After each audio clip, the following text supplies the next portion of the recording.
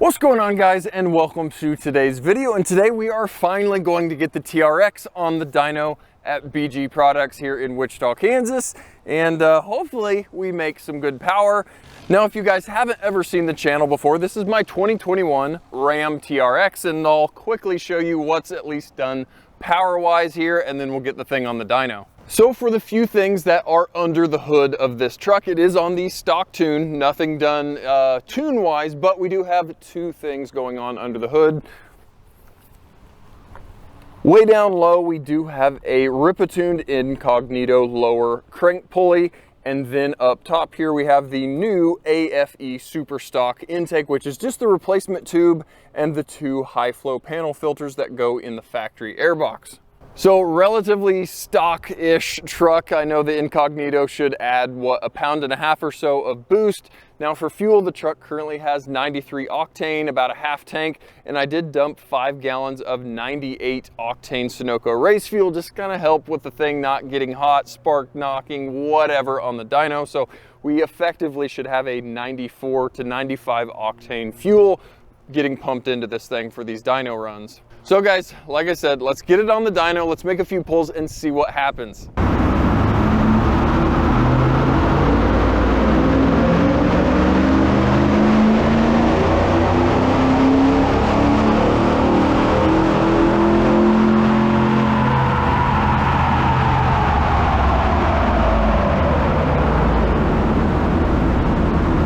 Well guys, we made a few pulls, but it did not go well or as expected.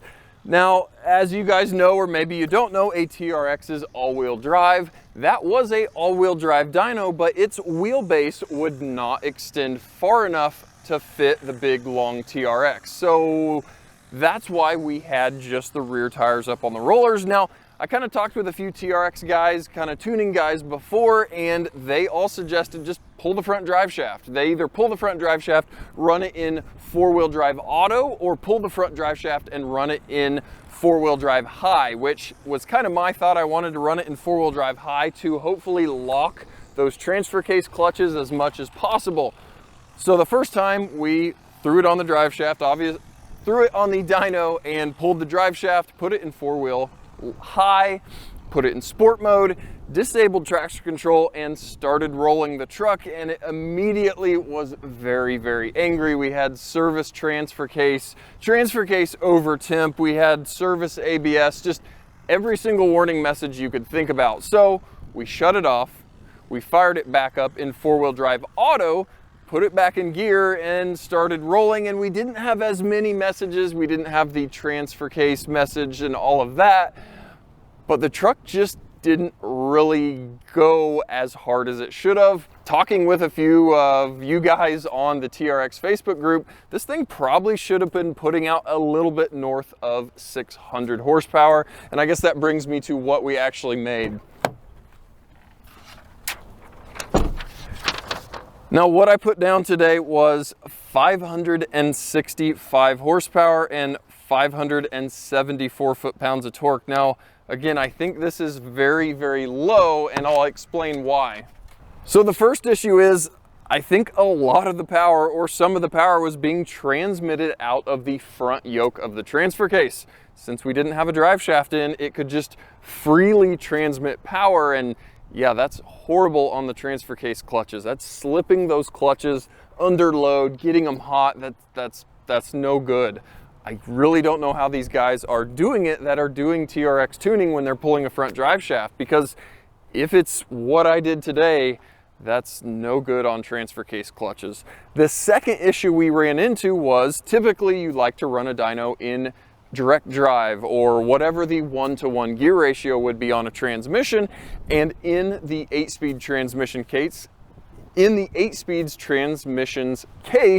that is 6th gear, that is the 1-to-1 ratio. So we initially went to 6th gear, started rolling on power, and we hit our mile-per-hour limiter at 115 or 117 miles an hour long before we ran out of RPM. So we weren't able to do our pulls in 6th gear. We kept bumping down a gear and trying to make pulls until we could find the gear that we could actually hit the rev limiter before we ran out of mile per hour. So we ended up doing most of the pulls in 3rd gear, a couple in 4th gear, and they were all very similar results. But again, I think most of the trucks being dynoed or being tuned obviously don't have the speed limiter on. So they're able to dyno in 6th gear or what have you.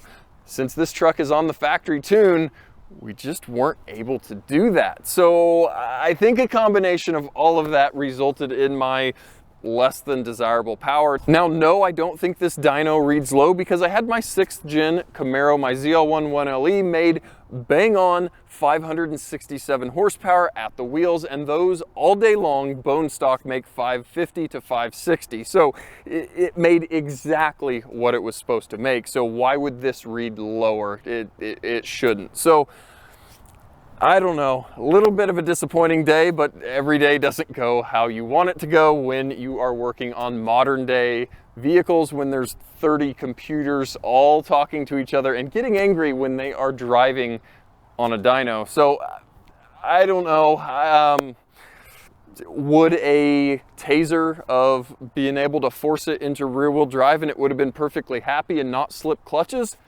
I don't know. Would, I don't know. Guys that have tuned TRXs, let me know down in the comments. What are you guys doing? Are you only tuning or dynoing trucks that have a tune that don't have a speed limiter so you're able to run it in 6th gear? What gear are you pulling in? I don't know. I obviously haven't ever dynoed this, and it didn't go as well as I was hoping. I was really hoping for those kind of low 600 numbers. It would have been really cool seeing this thing rip. Now, it did make great noise and it looked like it was putting down numbers, but it was just a little bit disappointing. So again, guys, not the numbers I was hoping for, but I don't know. Maybe we'll figure out the proper way to do this where we are not destroying transfer case clutches and get back on the dyno. But until now, that's kind of where we're at. I don't know. Again, let me know down in the comments. Have you dynoed? What gear were you pulling in? Were you tuned? Just all of that stuff. And not the video I wanted to make, but guys, that's what we did. And I show you guys what the results are. So I'll throw a little screenshot of the dyno graph here at the end so you can look at it. But again, remember, this is like a 3rd gear pull or a 4th gear pull, and we were running out of RPM and we were running out of mile per hour, and the truck, I think, was slipping the transfer case, and not ideal. But hey, that's what we did today, and I'll bring you guys along on the ride. So guys, as always, thanks for watching, and we'll catch you guys next time.